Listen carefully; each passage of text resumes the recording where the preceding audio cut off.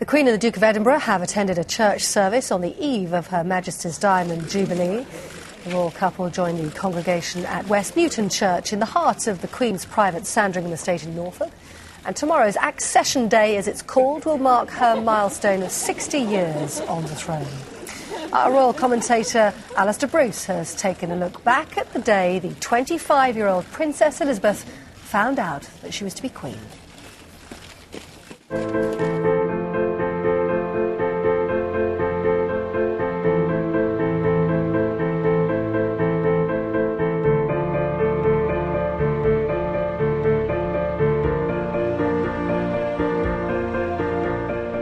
Throughout the Queen's 60-year reign, she's witnessed striking social and cultural changes.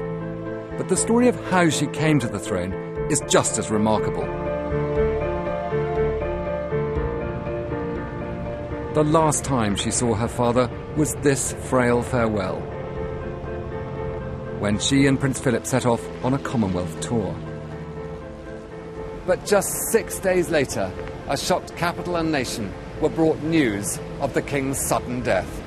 To the stunned heart of London and to the whole Commonwealth came the tragic news from Sandringham of the passing of a beloved sovereign, King George VI. The King died in his sleep, aged just 56. But as the nation mourned, over 3,000 miles away, his daughter, now Queen, was oblivious. That was because she was staying here at this remote treetop lodge in Kenya, where there was poor communication. It took 4 hours before Prince Philip knew. He took his wife outside and broke the news. Meanwhile, back in London, the Accession Council met here at St James's Palace. No reign can start without it, and Parliament was suspended. Summoned by phone and telegram, the council members formally made Elizabeth sovereign. The Queen's journey back took 24 hours. Having left a princess, she returned as a grieving sovereign.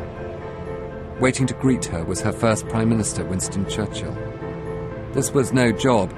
It was the start of a lifetime in office. The household cavalry arrive at St James's Palace for the first proclamation ceremony.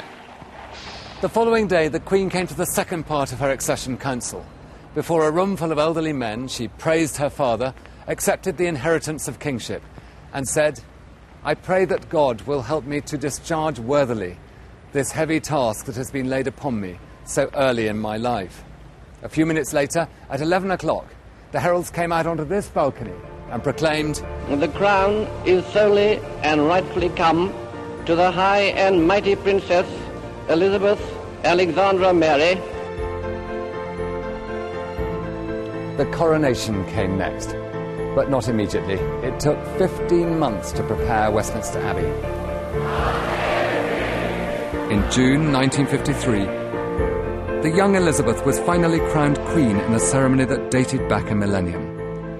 60 years on, the duty she inherited in that Kenyan forest carries on.